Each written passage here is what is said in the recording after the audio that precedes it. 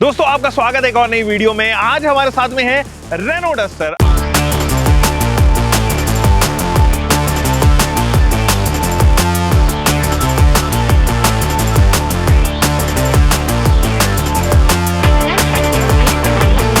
अब ये tough rivalry बन रही है क्योंकि यहाँ पे 11 से ज्यादा कंपटीशन एक्चुअली इसके प्रोड्यूस हो चुके हैं और आने वाले समय में एक और कंपटीशन यहाँ पे आ जाएगा, दैट वुड बी निसान टैक्टॉन, और वो इसी के ऊपर बेस्ड एक निसान का प्रोडक्ट होगा। बट आज हम बात करने वाले डिटेल में कैसी है डस्टर चलने में, कैसी है ये सिटी के लिए, कैसी है ये माउंटेन्स के लिए और कैसी है ये हाईवे के लिए। Without just wasting any time हम चलते हैं क्विक ड्राइव पे, फिर मैं आपको इसके प्रोज एंड कॉन्स बताऊंगा एंड लास्ट में कंक्लूड करूंगा is it the best SUV या mid size SUV in the segment right now.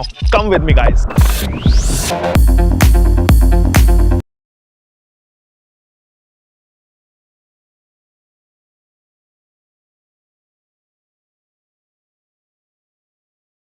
So guys सबसे पहले स्टार्ट करते हैं इस की फॉब की। अब देखो ये की फॉब बहुत टाइम से आ रही है और रेनो इसको जो है वो दे रही है। एक क्रेडिट कार्ड के शेप में जो है वो की फॉब है, थोड़ी बड़ी जरूर लगती है यार, आपको हमेशा जो है वो ये जेब में रखनी पड़ेगी and it is like mini mobile. तो ये कुछ है इसके अंदर, लॉक अनलॉक के मैकेनिज्म, ये follow me home lamp and साथ में बूट का एक्सेस। अब इस बटन को दबा के रखोगे तो बूट जो है वो ओपन हो जाती है। एनीवे इसको बंद कर देते हैं बूट को। देखो ऊपर से आपको रिफ्लेक्शन भी नजर आ रही होगी, बूट जो है वो खुल चुकी है बट बूट लॉक नहीं कर सकते। तो देखो मैं अभी दबा रहा हूँ तो बूट जो है वो अब आपको मैनुअली ही जाके पीछे करनी होगी। So there is a button, without just wasting any time ये जो है वो नीचे आने लगती है, अलार्म जरूर देती है आपको और साथ ही साथ नीचे आने लगती है। बहुत सी SUVs या बहुत सी गाड़ियों में ये जो इलेक्ट्रिक बूट है वो एक्चुअली अलार्म देने के बाद 1-2 सेकंड के बाद में ऑपरेशनल होती है, बट ये लॉक और अनलॉक पर भी आपको बस अलार्म देते टाइम ही खुलने लग जाती है। दिस इज गुड थिंग क्योंकि बहुत ज्यादा टाइम जो है वो वेस्ट नहीं करती है। इसको बंद करते हैं और आपको मैं लेके चलता हूँ सबसे पहले इसके फ्रंट में। अब देखो गाइस ये की फॉब मेरे पास में है, जैसे ही मैं गाड़ी के पास में जाऊंगा और इसके रडार में आ जाऊंगा, एक्चुअली सेंसर सेंस कर लेंगे और ये देखो ये अनलॉक हो गई है और जैसे ही मैं इससे दूर जाऊंगा ये लॉक हो जाती है विथ 2 अलार्म। बट कोई भी फॉलो मी होम लैम्प जो है वो नहीं देती। आई बिलीव ये सेटिंग में जो आकर जो है वो चेंज हो जाता होगा। बट एनीवेज सबसे पहले इन लैंप्स के बारे में बात करते हैं। देखो इनको जो है वो रीट्वीक किया गया है और रेनो ने इसको अपने सिग्नेचर स्टाइल में बनाया है, क्योंकि अगर आप इंटरनेशनल वर्जन देखोगे तो ये वाली हेडलैम्प जो है वो वाई शेप में नजर आएगी आपको डासिया ग्रुप में और रेनो ग्रुप में भी। ऑब्वियसली डस्टर की बैजिंग आपको यहाँ पर बहुत बड़ी सी नजर आती है। आजकल ये ट्रेंड बनता हुआ जा रहा है और जनरली कंपनीज जो है वो अपने प्रोडक्ट को ऐसे कुछ करके रिप्रेजेंट कर रही है। हमने मैजेस्टर में देखा है, हमने हेक्टर के अंदर देखा है, तो ये तमाम जो टेक्स्ट है ना वो काफी अच्छे लगते हैं। अब डिपेंड करता है कि ये कितने नाइसली इसका टेक्स्ट जो है वो चूज किया गया है। यहाँ पर डस्टर के लिए काफी स्लीक वे में इसको प्रेजेंट किया है, तो मुझे तो अच्छा लग रहा है। इसका 360 डिग्री मिरर से मुझे थोड़ी सी शिकायत है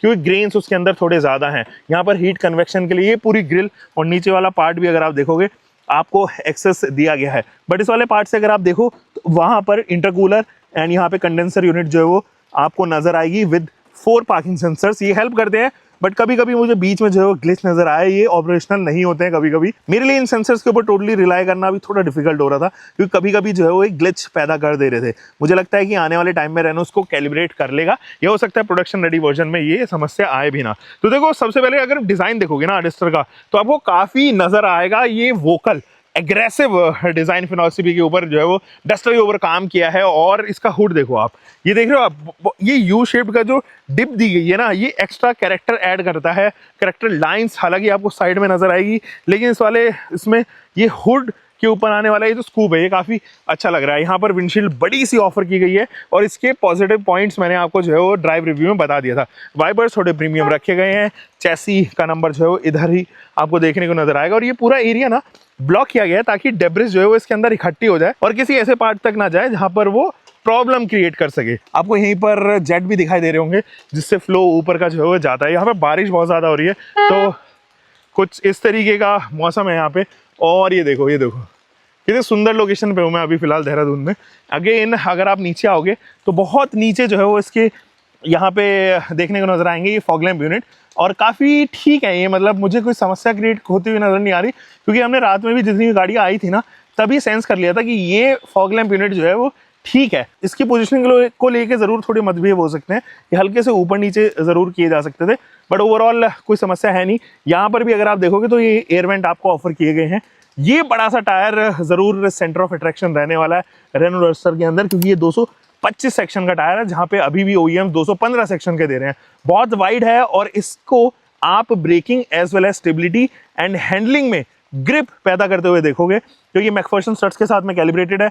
बढ़िया टायर्स हैं, सीएट के टायर्स हैं, तो थोड़ी बहुत जो है वो नॉइज अंदर तक इंट्रोड्यूस होती है, बट ओवरऑल मेरे ख्याल में it is a good package. यहाँ पर भी अगर आप ये एलॉय व्हील्स का डिज़ाइन देखें तो भी बढ़िया डिज़ाइन नज़र आ रहा है ब्लैक थीम में, और यहाँ पर थैंक गॉड प्लास्टिक जो है वो हार्ड इस्तेमाल की गई है और यहाँ पर किसी भी तरीके की पियानो फिनिशिंग नहीं दी गई।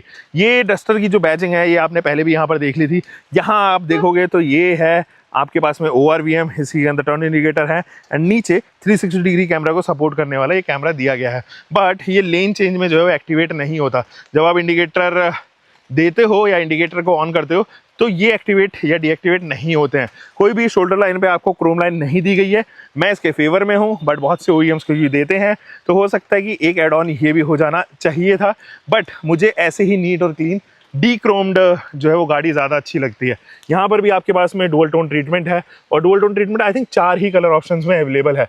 यहाँ पे आपके पास में बढ़िया सा डस्टर की बैजिंग के साथ में ये रूफ रेल ऑफर होता हुआ नजर आ रहा है, और ये प्रैक्टिकल रूफ रेल है। ये देखो पूरी गाड़ी हिलती है इससे यार, पूरी गाड़ी मैं यहाँ पे हिला सकता हूँ। ऊपर आपके पास में पैनोरामिक सनरूफ है, ये वर्टिकली माउंटेड डोर ओपनर्स हैं और इनका फंक्शन मैकेनिकल एस्पेक्ट को लेके ज़रूर थोड़ा सवाल पैदा हो सकता है, क्योंकि और गाड़ियों में भी आए हैं बट उनमें भी समस्या क्रिएट हुई नहीं है। इस तरीके के जो डोर हैंडल्स हैं वो ज़रूर आउटडेटेड हो गए हैं, बट ये ज़्यादा सेंस बनाते हैं। मुझे ये वाले भी अच्छे लगते हैं क्योंकि एक अलग तरीके के डिज़ाइन यहाँ पर दे देते हैं। यहाँ पे एक क्वार्टर मिरर भी ऑफर किया गया है जिससे और भी एरी कैरेक्टर गाड़ी के अंदर इंट्रोड्यूस हो। ये विंडो का जो साइज है वो नॉमिनल है, बहुत ज़्यादा बड़ा नहीं है, बहुत ज़्यादा छोटा भी नहीं है, तो उसको एक्सट्रीम बड़ा मतलब बड़े की कैटेगरी में डालना थोड़ा डिफिकल्ट होगा। बट डेफिनेटली ये एड ऑन जो है वो यहाँ से देखो बहुत ही नाइसली जो है वो इंटीग्रेट किया है इस वाले फ्रेम को, या मैं कहूँ कि क्वार्टर मिरर को। पीछे अब आ जाओ, अब देखो ये जो डिज़ाइन है ना यहाँ से आपको बहुत पसंद आने वाला है ये। और ये देखो लैंप्स भी जो है वो टर्न ऑन हो गई हैं अभी, और कुछ इस तरीके की इसकी ब्रेक लैंप है, ये कनेक्टिंग लैंप है जो पीछे तक आपको कनेक्ट होती हुई नजर आएंगी, एंड ये टर्न इंडिकेटर है। ब्रेक लैंप एग्जैक्टली यहाँ पर पोजीशन है, बट ये आप कह सकते हो कि जब क्लियर लैंप को एक्टिवेट करते हो तो ये भी एक्टिवेट साथ साथ हो जाती हैं। यहाँ पर देखो आप अटेंशन टू डिटेल, रेनो की बैजिंग दी गई है, ये बढ़िया है, मतलब ब्लैक पार्ट रखा गया है, अच्छा सेंस बना रहा है। फिलहाल तो डिफॉगर यूनिट इधर है, ये वाइपर सेट है, हाई माउंटेड स्टॉप लैंप्स हैं, बहुत ही नाइसली इंटीग्रेट किया है यहाँ पर। अगर आप देखोगे तो ये वाइपर जेट, एक चीज़ और, जब भी आप रिवर्स गियर डालोगे ना तो ये एक वाइपर एक बार मूव करता है जिससे आपकी विजिबिलिटी ज़रूर इंप्रूव होती है। बट एक क्वेश्चन ज़रूर है मेरा कि जब ये गंदा रहा पूरा का पूरा तो वाइपर जेट एक्टिवेटेड नहीं रहता है, क्योंकि उस दौरान जब आप रिवर्स में डालते हो तो ये सूखे में ही स्क्रैचेस ज़्यादा पैदा करेगा ऑन द विंडशील्ड। एक शार्क फिन एंटेना ऑफर किया गया है जो एड ऑन करता है, इसके रूफ की प्रोफाइल को भी अच्छा करता है, और ये पूरा प्लास्टिक पार्ट है तो इसमें कोई भी पियानो फिनिशिंग नहीं है। और नीचे अगर आप देखोगे तो रिफ्लेक्टर यूनिट की पोजिशनिंग बहुत नीचे दी गई है, और ये जो एंगल है ना डिपार्चर एंगल बहुत अच्छा है, बहुत अच्छी ग्राउंड क्लियरेंस है। तो कहीं पर भी रूरल एरिया के लिए आप ले रहे हो या अर्बन के लिए ले रहे हो, ये एसयूवी बिल्कुल फिट बैठती है। 212 मिलीमीटर की ग्राउंड क्लियरेंस है, मेरे ख्याल में 20 डिग्रीज का जो है अप्रोच एंगल है और 34 डिग्रीज के आसपास का इसका डिपार्चर एंगल है, which is considered to be great for an SUV like it. और नीचे से कुछ ऐसा लुक आपको देखने को नजर आएगा। और अगेन मैं बूट की तरफ दोबारा चलता हूँ, और यहाँ पे 700 लीटर की जो है वो बूट ऑफर करी है, और रेनो बताता है कि ये जो 700 लीटर की बूट है वो ऊपर तक है। दैट मीन्स कि यहाँ तक अगर आप फिल करोगे तो ये 700 लीटर यहाँ पर समझ आएगी। 60:40 में स्प्लिट होने वाली ये सीट्स हैं, और साथ ही साथ आपके पास में एक लैंप भी यहाँ पे ऑफर किया गया है। तो मेरे ख्याल में जब आप फैमिली के साथ में ट्रिप वगैरह पे जा रहे होंगे ना तो ये बूट तो काफी सफिशिएंट है। यहाँ पे बूट लैंप है, यहाँ पे हुक्स नजर आएंगे, ना केवल इधर बट इधर भी, और गाड़ी के अंदर भी ये हुक्स जो है वो दिए गए हैं। इनको अलग अलग परम्यूटेशन कॉम्बिनेशन में आप अलग अलग एसेसरीज यहाँ पर डस्टर के साथ में आएगी जो आप डीलरशिप से ऑप्ट कर सकते हो और उनको यहाँ पर लगा सकते हो। जैसे फॉर एग्जाम्पल एक लैंप आपको चाहिए तो आप लैंप खरीद सकते हो, तो अलग अलग परम्यूटेशन कॉम्बिनेशन में दी गई है। हालांकि ये जो डिजाइन है यूनिवर्सल नहीं है, तो सारी एसेसरीज के साथ में फिट नहीं होगा। यहाँ पर अभी आप देखो छोटी सी लोडिंग लिप दी गई है, एंड जो स्पेस बनाया गया है ना, आई बिलीव जहां तक मुझे लगता है ये जो कवर है इसको ऊपर रखने के लिए, यह कि जो बोर्ड है इसको थोड़ा और ऊपर फ्लैट करने के लिए जो है वो दिया गया होगा। यहाँ पर आप देखोगे कोई भी स्पेयर व्हील वगैरह जो है वो नहीं दिया है, एंड पंचर रिपेयर किट जो है वो ऑफर किया गया है just like Victoris. I don't know how much sense this makes, थोड़ा सा इम्प्रैक्टिकल तो गाड़ी को बनाता है, बट ठीक है, इमरजेंसी में यार यही कुछ साथ देगा आपका।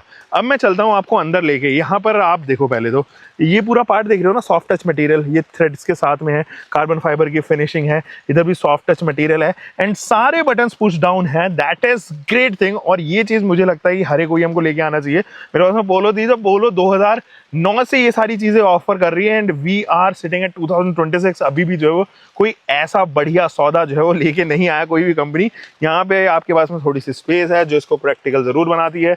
इस तरफ अगर आप देखोगे तो यहाँ पर जो सीट्स हैं ये काफ़ी फ्लुएंट है, काफ़ी आगे पीछे तक जाती है। इसका ट्रेवल डिस्टेंस जो ये रेल दी गई है ना, बहुत बड़ी है, इसके ऊपर डिस्टेंस काफ़ी ज़्यादा है। इधर भी ABC पैडल में आप गैप्स बहुत देखोगे, एक डेड पैडल भी आपको ऑफर किया गया है। ये जो सीट्स हैं इसके ऊपर हाईलाइटेड ये येलो फिनिशिंग ऑफर की गई है। बहुत ही कंफर्टेबल सीट्स हैं और देखो इनका डिज़ाइन भी आप देखोगे ना, थोड़ा यूनिक नज़र आएगा। कुछ गेमिंग सेटअप जैसी सीट्स ऑफर की गई हैं। इनफैक्ट ये जो हेडरेस्ट है ना, इसके में भी कर्व है, अगर आप देखोगे तो ये जो कर्व है काफ़ी अच्छा लगता है और ओवरऑल एक अच्छी प्रेजेंस या मैं कहूँ कि प्रीमियम कैरेक्टर ज़रूर ऐड ऑन करता है। गाड़ी के अंदर मैं चलता हूँ और प्रैक्टिकलिटी समझाता हूँ गाड़ी के अंदर। देखो इधर मैंने आपको स्टोरेज स्पेस दिखा दी थी एंड इधर जितने भी बटन्स है ना, थैंक गॉड कि रेनो ने इनको बटन्स को ज़्यादा इंपॉर्टेंस दी है। ये देखो कितनी अच्छी लगती है ये थीम ना, दोनों ही स्क्रीन में ऐसा लगता है कि पार्ट है ये दोनों स्क्रीन। और इसके अंदर ना गूगल असिस्टेंस आता है। तो फॉर एग्जाम्पल मैं यहाँ पर जाके एप्पल कारप्ले नहीं, not Apple CarPlay, Google assistant. What is the temperature in Dehradun right now? The current temperature in Dehradun is 13 degrees. तो गूगल असिस्टेंट की जो स्पीड है ना वो बहुत अच्छे से कैलिब्रेट कर लिया है यहाँ पे रेनो ने किसी भी तरीके से। तो आप देखो बहुत ही क्विक, देखना आप मेरी, जब मैं इसको वॉइस कमांड दूंगा ना तो बहुत जल्दी ये सुनेगा मेरी। Can U turn on the air conditioning unit?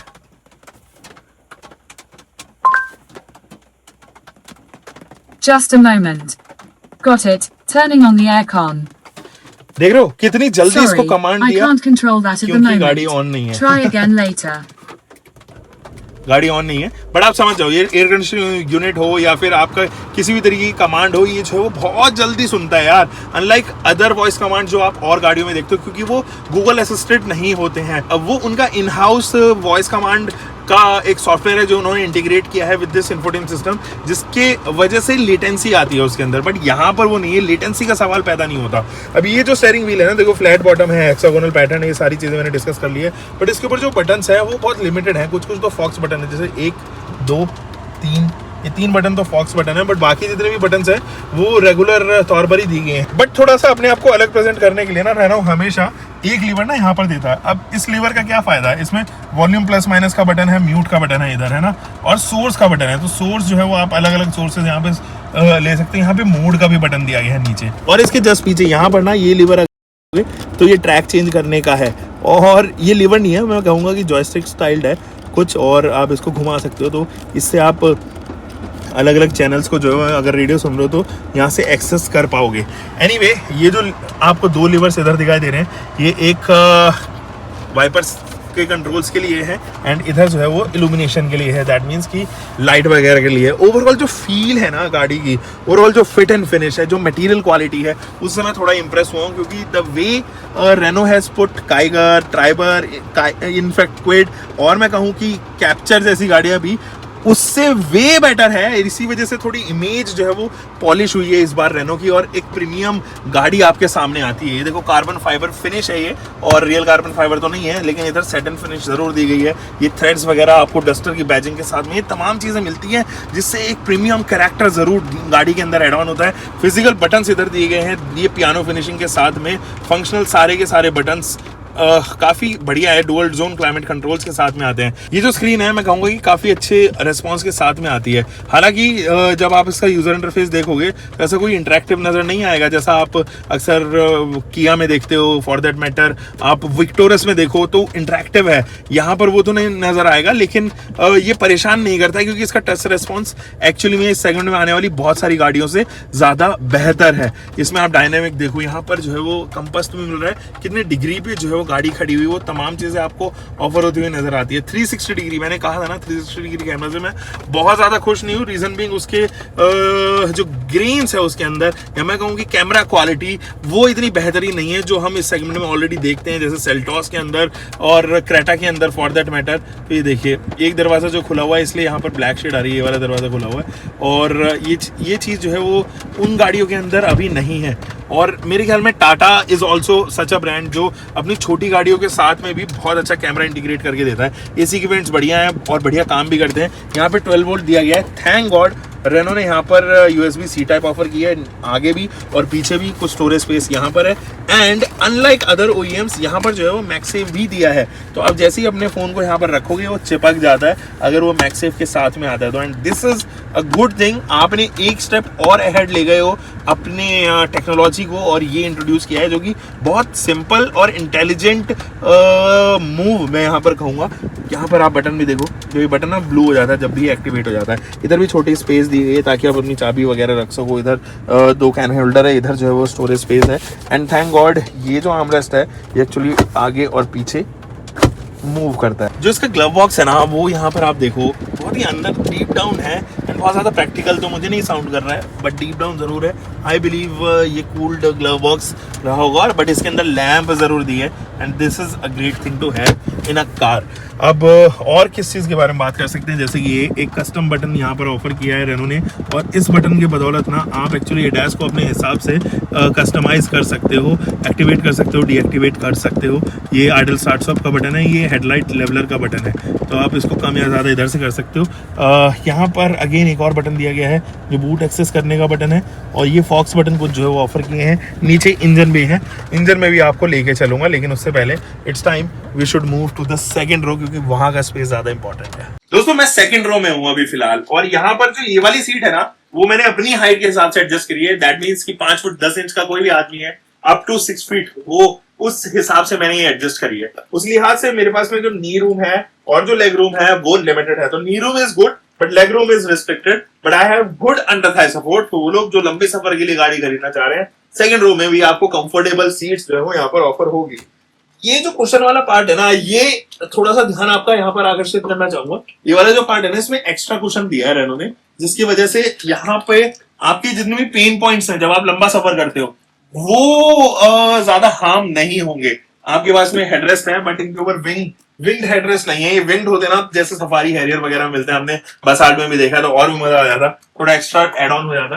Grab handle आपको यहाँ पर मिलता है विद कोट हुक। आपके पास में लैंप्स है, इंडिपेंडेंट लैंप्स है, ये जो है वो टच सेंसिटिव है क्योंकि दरवाजा खुला हुआ है, इसलिए सारे एक्टिवेटेड है, बट आप इनको टच से ही जो है वो कंट्रोल कर सकते हो, जैसे आप फ्रंट में भी कर पाओगे। वैसे कुछ चीजें मैं बताना भूल गया, फ्रंट में आपके पास में वैनिटी मिरर भी है, इस तरीके की इंडिपेंडेंट लैंप्स भी है, एंड एयर बैग वगैरह के जो साइन वगैरह है, IRBM भी जो है फ्रेमलेस IRBM आपको देखने को नजर आएगा। यहाँ पे एक आर्मरेस्ट है, अभी साइज में थोड़ा सा छोटा लगता है क्योंकि जनरली आर्मरेस्ट यहाँ तक तो आते ही है, बट एक आपके पास में इसके अंदर मोबाइल होल्डर है और 2 कैन होल्डर भी है, और कुछ इस तरीके से मैं एंजॉय करते हुए इजीली जा सकता हूँ।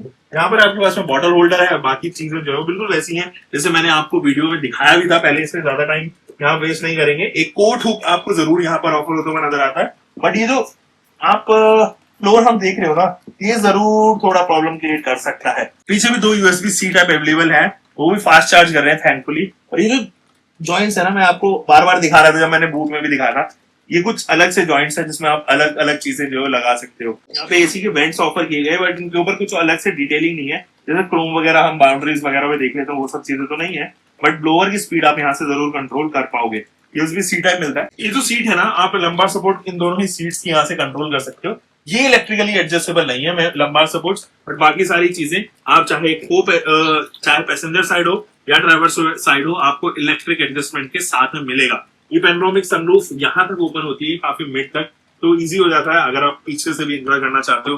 कभी आपका मन हुआ कि गाड़ी स्टैटिक कंडीशन में आप गाड़ी के बाहर निकलना चाहते हो, तो ये काफी अच्छा मेरे ख्याल में मूवमेंट आपको देगा और इजी रहेगा आपके लिए बाहर निकल पाना। इसके ऊपर एक ब्लाइंड शेड जो है वो लगाया हुआ है जो आगे तक फ्लो हो जाता है, और इसके 2 बटन्स एक्चुअली में दिए गए हैं। और ये जो क्वार्टर मिरर इधर है ना, इससे ज्यादा एरी करेक्टर मिलता है गाड़ी के अंदर, तो मुझे ज्यादा एरी लग रहा है, सांस लेने में कोई परेशानी नहीं हो रही, तो मेरे लिए हैपनिंग सेकंड रो यहाँ पर नजर आ रही है। अब इट्स टाइम कि हम लोग इसके इंजन वे में चलें और फाइनली कंक्लूड करें। और गाइस, तो डस्टर की ड्राइव के लिए आप रेडी हो गया? मैं भी रेडी हूं। लेट्स गो।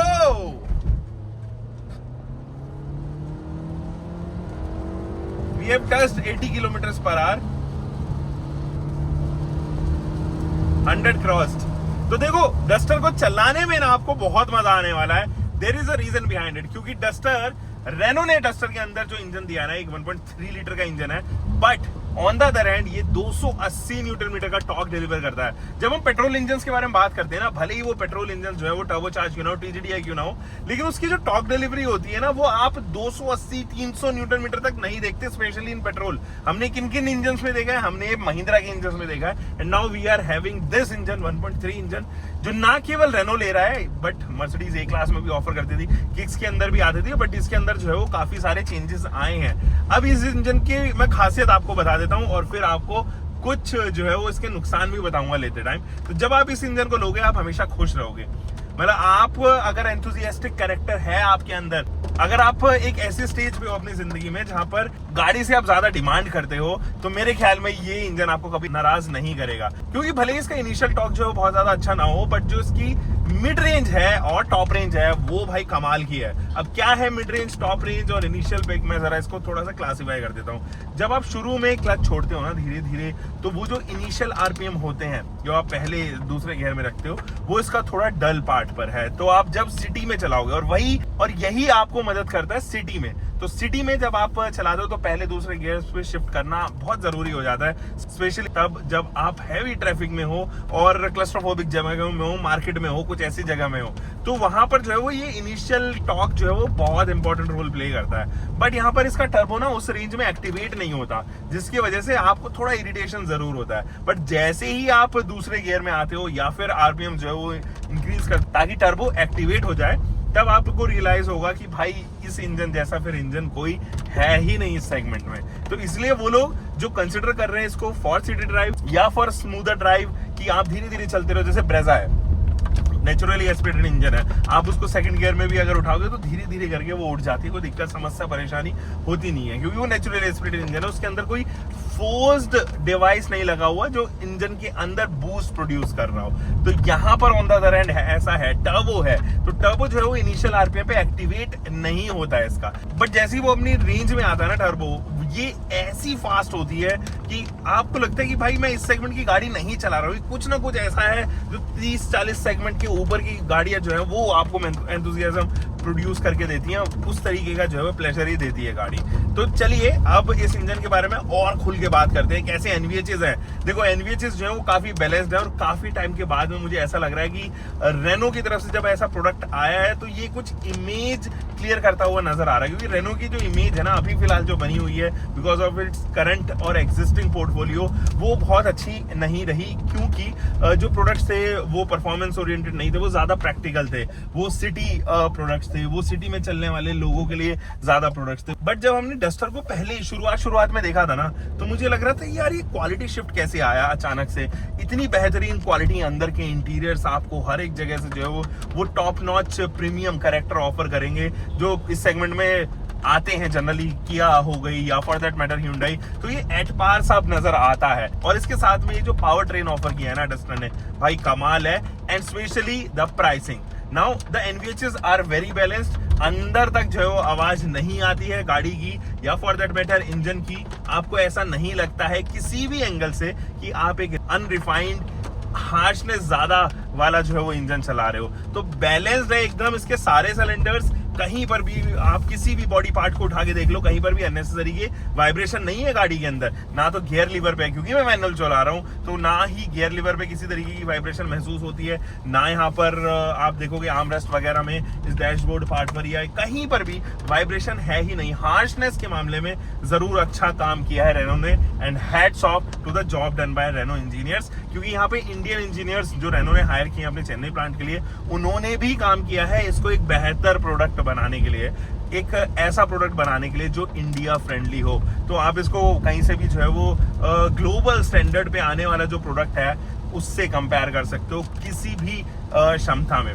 तो अब मैं आपको बताने वाला हूँ इस इंजन के और थोड़े कैरेक्टर्स। देखो, जब आप इसको हाईवे पे लेके चलोगे तो डेफिनेटली आपका जो इंजन है वो तकरीबन चौथे या उससे ऊपर के ही किसी गियर में रहेगा, चौथे में रहेगा, पांचवें में रहेगा, छठे में रहेगा। तो जो मिड रेंज है ना, जहां पर आरपीएम से तकरीबन 2000 से 3000 आरपीएम या 3000 से ऊपर के आरपीएम रहते हैं, वो इसकी बहुत स्ट्रांग है भाई। और वहीं पर जो है वो इंजन ये बताता है कि मैं एग्रेसिव हूँ, मेरे अंदर और क्षमता है, मुझे और खींचो।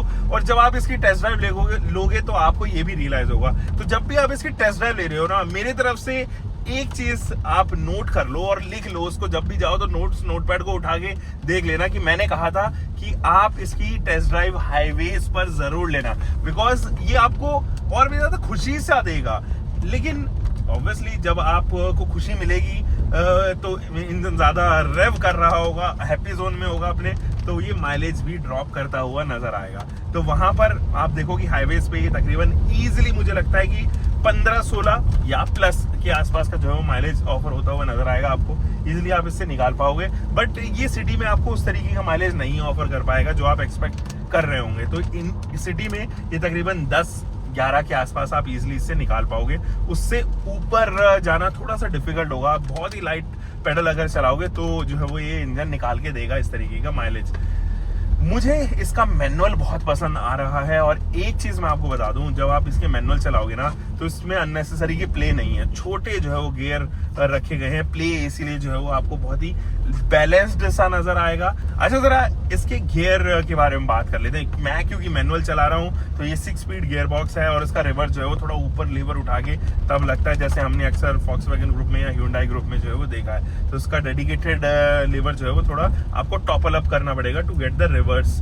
अब इसका जो गियर रेशियोज हैं वो भी मुझे काफी पसंद आ रहे हैं। मतलब वो ना केमिस्ट्री बिल्डअप करते हैं विद द टर्बो, क्योंकि जब इनिशियल पिक आपको चाहिए होता है वहां पर टर्बो तो हेल्प नहीं करता, बट वहां पे गियर्स जो है वो आपको हेल्प करते हुए नजर आते हैं। तो आप थोड़े हाईयर आरपीएम पे अगर उठाओगे तो ये इजीली जो है वो उठती हुई नजर आएगी, इजीली जो है वो पिक लेती हुई नजर आएगी। अब मैं जिस एरिया में चला रहा हूँ वो एक बिल्कुल सिटी का एरिया है। सिटी के अंदर जो है वो छोटे छोटे रास्ते हैं, यहाँ पर कहीं कहीं जगह पॉट होल भी है, तो मुझे गियर जो है वो डाउन शिफ्ट करना पड़ रहा है, अप शिफ्ट करना पड़ रहा है फिर दोबारा। तो मुझे फटीक ऐसा कुछ ज्यादा महसूस हो नहीं रहा कि मेरे को बार बार जो है वो गियर शिफ्ट करने में फटीक जो है वो बॉडी के अंदर डेवलप होते हुए नजर आए, ऐसा नहीं है। गियर रेशियो जो है वेल बैलेंस्ड है और मैं इनफैक्ट यहाँ पर तारीफ ही करूंगा गियर रेशियोज की, क्योंकि प्ले नहीं है और साथ ही साथ परफॉर्मी है। इसके गियर रेशियोज इस तरीके से बैलेंस किए हैं कि परफॉर्मेंस दे। अब देखो अप हिल है, ऊपर जाना है मुझे यहाँ पर, तो मुझे सेकंड गियर पे जो है स्विच करना पड़ा फ्रॉम द थर्ड गियर, और इसीलिए अब आपको काफी टाइम तक कंटिन्यूटी में मुझे जो है वो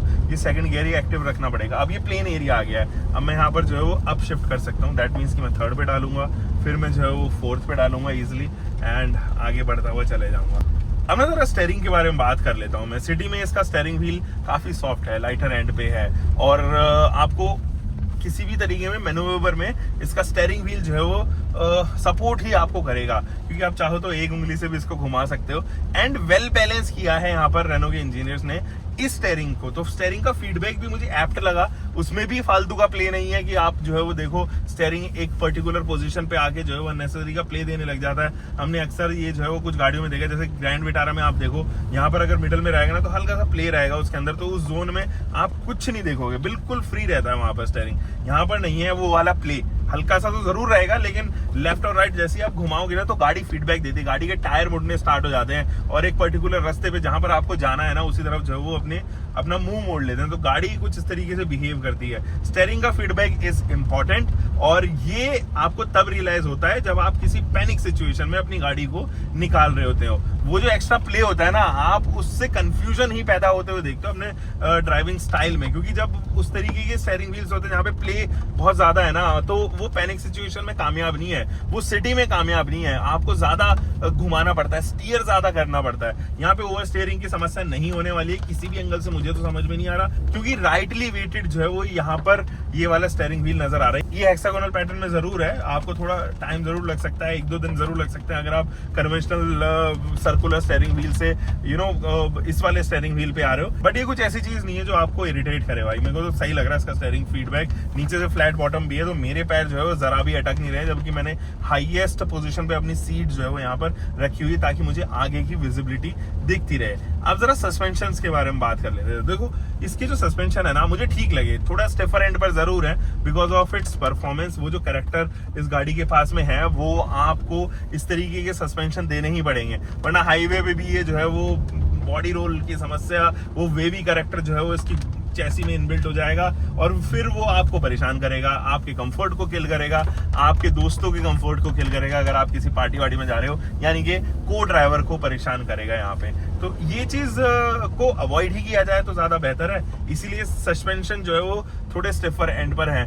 ये आपको सिटी में कंपैरेटिवली कम कंफर्ट देंगे, कंपैरेटिवली मैं कह रहा हूँ, बट सिटी यूज के लिए भी मुझे ऐसी समस्या नहीं होगी कि जब आप सिटी में चलते हो, अब ऐसा तो है नहीं अपनी सिटी में 200, 300, 400 किलोमीटर अपनी ही सिटी में चल रहे हो, तो सिटी के लिए ये ठीक लग रहा है मुझे। मैं बहुत ज्यादा इसमें वो बात नहीं है होगी इसमें जो आप किया सेल्टॉस के एक्स लाइन एडिशन में देखते हो या जीटी लाइन एडिशन में देखते हो, उसके जो सस्पेंशन है थोड़े हार्डर एंड पर है because of obviously sporty character. या क्रेटा एन9 के अंदर देखते हो बहुत स्टिफ सस्पेंशन है, वो सिटी में बहुत परेशान करते हैं भाई, यहाँ पर वो नहीं। इनफैक्ट एलिवेट के भी जो सस्पेंशन है वो बहुत स्टिफ है, बहुत वाइब्रेशन ही प्रोड्यूस करते थे पूरी गाड़ी के अंदर, यहाँ पर वो आपको नजर नहीं आने वाला। तो सस्पेंशन सेटअप्स आर गुड, ऐसा नहीं है कि टायर जब भी कभी किसी गड्ढे में आता है ना, अगर सस्पेंशन स्टिफ हो तो वो ना वाइब्रेशन ही ऐसे पैदा करेगा कि गाड़ी के अंदर वो वाइब्रेशंस आती हैं और फिर आपके लिए थोड़ा सा अनईजीनेस प्रोड्यूस करती हैं। इसके सस्पेंशन वेल स्टेबल्ड हैं, वेल इंजीनियर्ड मुझे जो है नजर आ रहे हैं। हालांकि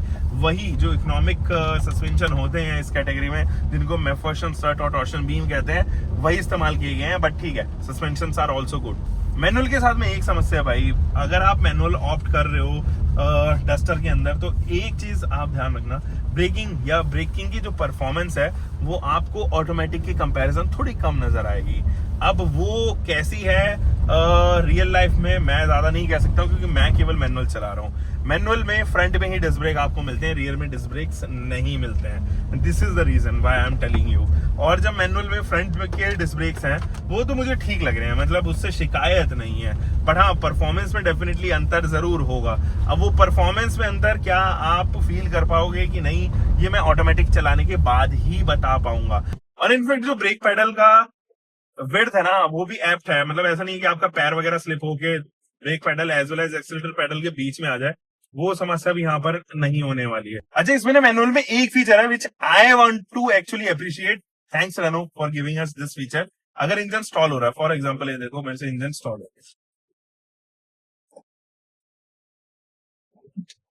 अब मैं जैसे ही क्लच दबाऊंगा ना इट इज एक्टिव, तो आपको इंजन स्टार्ट स्टॉप बटन बार बार दबाने की जरूरत ही नहीं है भाई। जैसे ही इंजन स्टॉल होगा आप बस क्लच दबाओ और आपकी एग्जिस्टिंग गियर में ही गाड़ी स्टार्ट हो जाएगी। This is something which I should appreciate. ये ना पैनिक क्रिएट नहीं करता उन सिचुएशन में, फॉर एग्जांपल कि आपने मैनुअल खरीद लिया भाई है, आप यू टर्न पे हो या ट्रैफिक सिग्नल पे हो जहां पर ग्रीन ट्रैफिक है, पीछे वाले लोग हॉर्न कर रहे हैं, बार बार हॉर्न मार रहे हैं और ना एक पैनिक की सिचुएशन हो जाती है कि जैसे आप इंजन स्टार्ट स्टॉप बटन दबाते हो, एक बार दबाने के बाद हल्का सा टाइम के बाद में वो गाड़ी स्टार्ट होती है, ऐसे में आपको लगता है यार गाड़ी स्टार्ट क्यों नहीं हो, आप 2 बार दबा देते हो, अब वो इग्निशन मोड पे चली जाती है तो गाड़ी स्टार्ट ही नहीं होती। और आप हम लोगों को तो जानते हो यार इंडियंस हम पेशेंसलेस होते हैं, हॉर्न मारते ही रहते हैं, तो फिर दोबारा आपको रियलाइज होता है यार ये तो इग्निशन पॉइंट पे चला गया, तो आपके 4-5 सेकंड वेस्ट हो जाते हैं। तो यहाँ पर वो नहीं है भाई, और ये फीचर एक ऐसा है जो इनबिल्ट आना चाहिए हर उस कार में जिसके अंदर पैसिव कीलेस एंट्री है या नहीं भी है। मतलब ये तो एक ऐसा फीचर है जो आप स्टैंडर्ड कर सकते हो, इंटेंशनली तो कोई भी क्लच जो है वो नहीं दबाएगा ना। जैसे ही आप गाड़ी अगर बंद है, जैसे ही आप इसका क्लच दबाओगे ना तुरंत गाड़ी एक्टिवेट हो जाती है और आपको बोलती है चलो भाई मेरे को निकाला है इससे। अब ना जरा विजिबिलिटी के बारे में बात कर लेते हैं। जैसे तो आज रेनी डे है देहरादून में, पूरे दिन से बारिश हो रही है और हम कुछ भी नहीं शूट कर रहे हैं, बस वेट कर रहे हैं कि कब ये थोड़ा शांत हो। और आप वाइपर देखो, इसके वाइपर की जो थ्रो है ना वो काफी सही लगा मुझे, तो इसको थोड़ा सा फुल स्पीड पे कर देता हूँ तो पूरा विजिबल हो जाता है वहां तक, एक एंड से दूसरे एंड तक पूरी विजिबिलिटी जो है वो यहाँ पर मेरे को ऑफर करती है ये गाड़ी। और इसके जस्ट बाद से जैसे आप वाइपर खत्म होते हुए देखोगे ना, उसके जस्ट बाद से आपको हुड स्टार्ट होता हुआ नजर आएगा और हुड का भी स्ट्रेच जो है वो काफी लंबा है, काफी आगे तक हुड जो है वो जाता है। ये बिल्कुल मुझे एलिवेट की याद दिलाती है। Elevate is the only car in the segment जो लंबे हुड के साथ में आती है और डस्टर के अंदर भी वही है। आप सेल्टॉस और क्रेटा को देखो, उनका हुड इतना जो है वो बड़ा नहीं है, तो वो सटीक विजिबिलिटी एट क्लस्ट्रोफोबिक जगह, कॉम्प्लेक्स जगह वहां पर ऑफर नहीं करते। तो गाइस अब ना हम हाईवे पे आ गए हैं। अब देखो आपको इसकी ना एक कमाल का फीचर दिखाता हूँ। देखो मैंने ना अभी अपना पर्सोना एडिशन यानी कि कस्टमाइज एडास ऑप्शन है जो आप अपने हिसाब से कस्टमाइज कर सकते हो। तो मैंने परसो PERSO है उसका नाम, मैं ढंग से प्रोनाउंस ना कर पा रहा हूँ, बात अलग है। लेकिन परसो एडिशन जो है वो आप जैसे एक्टिवेट करोगे या इनफैक्ट नहीं भी एक्टिवेट करोगे, आप यहाँ से अगर अपनी थीम चेंज कर लोगे तो यहाँ पर ना आगे आने वाली जितनी भी गाड़ियां वो आपको सेंस करता रहता है इसका रडार, और आपको एक जोन बता रहता है, green zone, yellow zone, red zone, किस जोन में आप चला रहे हो। जैसे फिलहाल मेरे से आगे जो है वो डिजायर, शायद आपको दिख पा रही होगी, वो डिजायर जा रही है। अब वो डिजायर से मेरा जो टाइम जोन है ना कि मुझे कितना टाइम लगेगा उस तक पहुंचने में करंट स्पीड सिनेरियो में, तो वो अभी दिखा रहा है 1.7 सेकंड्स। तो 1.7 सेकंड्स में उसके पास तक पहुंच जाऊंगा। तो अभी इसलिए मेरे लिए वो देखो 2 सेकंड के अंदर अंदर अगर ये है तो ये ग्रीन जोन में दिखाता है। तो 2 सेकंड से ऊपर ऊपर अगर आपको टाइम लग रहा है ज्यादा पहुंचने में तो ये ग्रीन जोन दिखाता है। जैसे ही मैं और उसके पेरीफेरी में क्लोज आऊंगा दूसरी गाड़ी के तो ये येलो में कन्वर्ट हो जाएगा। अब देखो ये येलो दिखा रहा है मेरे से आगे, और क्लोज अगर मैं आ गया इसके तो ये रेड हो जाएगा एकदम। देखो कंप्लीटली रेड हो गया अब ये कन्वर्ट। ये मुझे लगता है कि एक वर्चुअल सेफ्टी फीचर है जो आपको हमेशा याद दिलाता रहेगा कि भाई आप बहुत क्लोज हो व्हीकल के, या कितना डिस्टेंस है, बेसिकली एक छोटी सी इंफॉर्मेशन आपको देता रहेगा। हाईवे पे जब आप इस गाड़ी को लेके चलोगे ना, यू विल लव इट भाई। मतलब चलाते ही रहोगे आप इस गाड़ी को, चलाते ही रहोगे, मन नहीं भरेगा आपका इस गाड़ी का उस टाइम पर। तो जो डिस्टेंस आपको 6 घंटे में कवर करनी हो सकता है कि आप 3.5 या 4 घंटे में ही कर लो अगर आप हाईवे से जा रहे हो तो। एंड एक चीज और मैं आपको बताता हूँ, विजिबिलिटी के बारे में यहाँ पर मैं बात कर रहा था। मैंने विजिबिलिटी फ्रंट की तो बता दी थी, विंडशील्ड एरिया ना थोड़ा कॉम्पैक्ट लगा मुझे फॉर द हाइट, क्योंकि मुझे जो है वो अब हाइट नीचे करनी पड़ेगी अपनी, क्योंकि ये वाला जो पोर्शन है ना ये तो मेरे लिए कंप्लीटली विजिबल है, बट ये वाला जो पोर्शन, जो IRVM वाला पोर्शन है, ये IRVM और ये रेडार, ये जितने भी सेंसर्स वगैरह लगे हुए हैं इधर रेन सेंसिंग के, ये सारे के सारे ना काम खराब कर रहे हैं। ये विजिबिलिटी मेरी कम कर रहे हैं कंपैरेटिवली। तो एक खुलापन जो है वो ड्राइवर को नहीं मिलता है फ्रंट विजिबिलिटी के तौर में। बट हाँ, ORVM और ये जो राइट की विजिबिलिटी है, ये A पिलर जो है वो नाइसली बनाए गए हैं, इनको पतला ही रखा गया है ताकि विजिबिलिटी आपकी ऑब्स्ट्रक्ट ना हो। तो ये चीज मुझे काफी सही लगी। रियर का भी मैं देख रहा हूँ जो IRVM है उससे भी 2-3 इंच ज्यादा जो है मुझे लेफ्ट राइट टॉप बॉटम दिखाई पड़ रहा है। तो ये जो IRV में आने वाला जो विजन है ना वो रात में काफी अच्छी हेल्प करेगा आप, क्योंकि ये ज्यादा कर्व सरफेस एरिया कवर करता है। इसलिए मुझे रियर की विजिबिलिटी इस गाड़ी की ज्यादा अच्छी लगी कंपैरेटिव टू सेल्टॉस, क्रेटा या for that matter elevate. ABC pedals मेरे को दिए गए हैं, उसके अलावा एक छोटा सा डेड पेडल भी है। हालांकि हाँ, मेरा पैर यहाँ पे आ जा रहा है। मेरा जो शू साइज है वो 10 और 11 इन दोनों के कुछ बीच का ही है, 11 ही मैं कंसिडर करता हूँ। तो यहाँ पर मेरा पैर जो है वो स्टिक हो रहा है। तो अगर आपका 12 भी है फॉर दैट मैटर तो भी इजीली आप अपना यहाँ पर पैर जो है वो डेड पेडल पे रख सकते हो, क्रूज कंट्रोल पे छोड़ के। अब इसमें एडेप्टिव क्रूज कंट्रोल नहीं आता है, तो वो लोग जो एडेप्टिव क्रूज कंट्रोल के फैन है उनको ऑटोमेटिक लेना पड़ेगा, क्योंकि ऑब्वियसली मैनुअल में adaptive cruise control is not successful, और जनरली OEMs जो है वो एडेप्टिव क्रूज कंट्रोल के साथ में बना भी नहीं सकती, प्रैक्टिकली पॉसिबल ही नहीं है वो बनाना। तो इसलिए आपको नॉर्मल क्रूज कंट्रोल से ही काम चलाना पड़ेगा। यहाँ से आप एक्टिवेट कर लो अपना क्रूज कंट्रोल और देयर यू गो, एक पर्टिकुलर स्पीड पर सेट कर दो इसको। अब देखो इसका लेन डिपार्चर जो है वो एक्टिवेटेड है, क्योंकि मैंने इसका परसो जो सिलेक्शन है मैंने कस्टमाइज किया था अपने हिसाब से, वो यहाँ पर एक्टिवेटेड। अब ये देखो मेरे को बोल रहा है कि कीप हैंड्स, कीप कंट्रोल। इसका जो लेन डिपार्चर है ना वो थोड़ा मुझे लगता है कि कैलिब्रेशन में कुछ तो मिस्टेक हुई है। वो बीच बीच में कभी काम करता है, कभी हल्का काम करना बंद कर जाता है, या मे बी क्योंकि अभी रेनी सीजन है तो वो विजन जो है उसको नहीं मिल पा रहा है उस तरीके का। जो हाईलाइट्स दिए गए हैं ना लेन्स के, व्हाइट कलर के जो पैचेस होते हैं वो ये ढंग से रीड नहीं कर पा रहा है इसका रडार। हो सकता है वो क्योंकि अभी बारिश भी हो रही है इस वजह से हो रहा हो। अच्छा, अब जरा बात कर लेते हैं स्टेबिलिटी की, क्योंकि हम हाईवे पे ही हैं।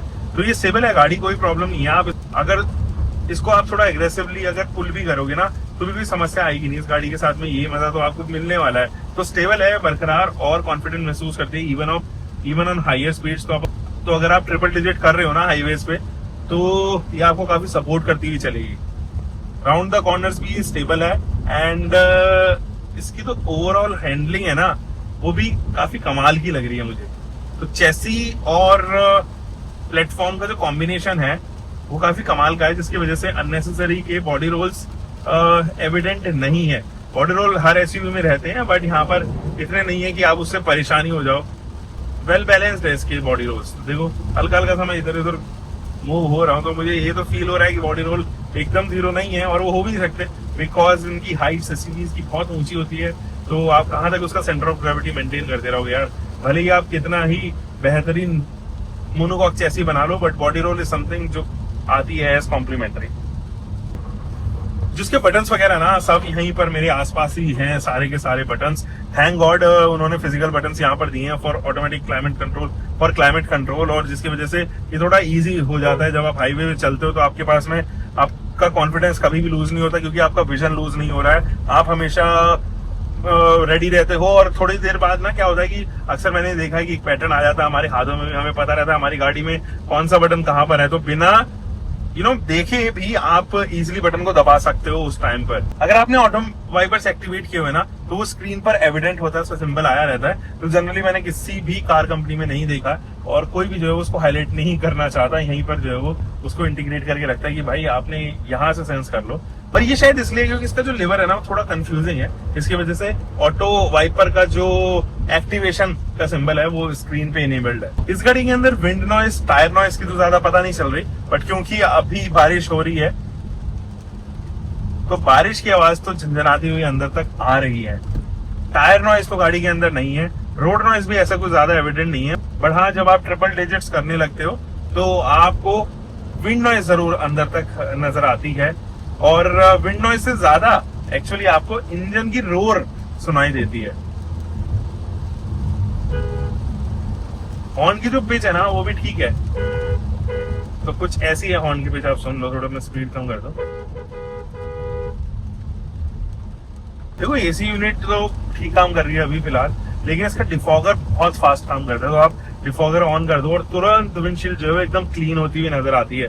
अगर आप रिवर्स गियर डालोगे ना तो पीछे का वाइपर एक मोशन देता है कि अगर आपकी गाड़ी पे कीचड़ लगा हुआ है, पीछे गंदा है विंडशील्ड, तो बिना पानी चलाए ही actually wiper left to right होता है। तो वहां पर जरूर वो विंडशील्ड को नुकसान पहुंचा रहा होता है, बट थोड़ा इंटरैक्टिव और इनोवेटिव चीज मेरे को जरूर लगी है। चलिए दोस्तों कंक्लूड करते हैं और जानते हैं क्या ये अच्छा ऑप्शन बन रहा है इस साल के नहीं, और क्या ये कार ऑफ द ईयर 2027 बन पाएगी कि नहीं, चलिए जानते हैं।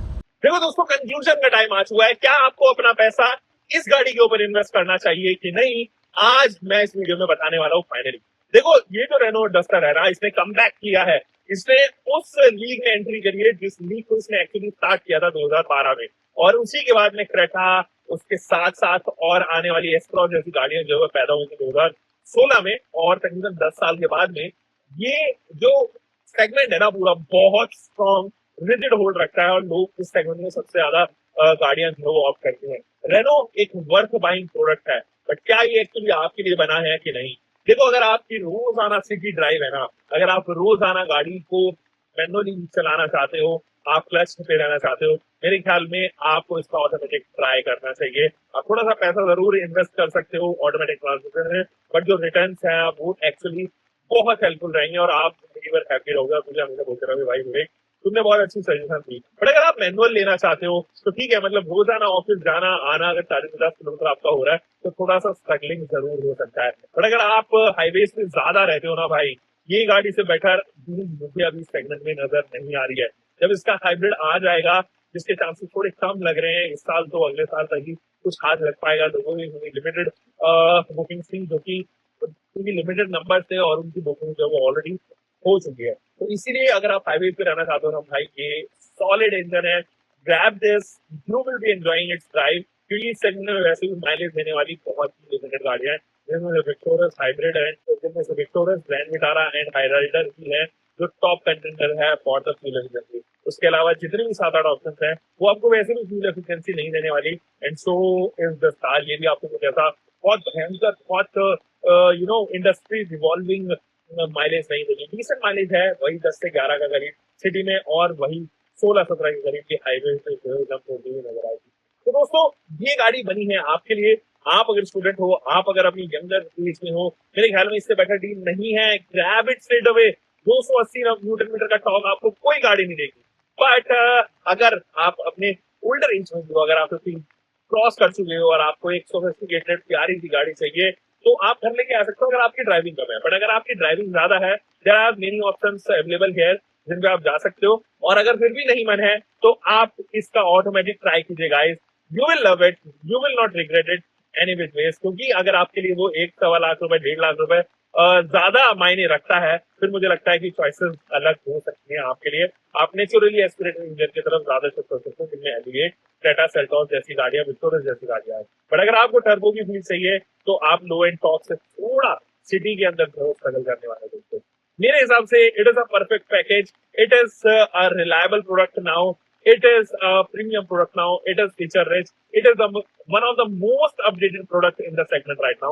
आप ले सकते हो। Actually 10 on 10 for all the hard work to the Renault team, और signing off,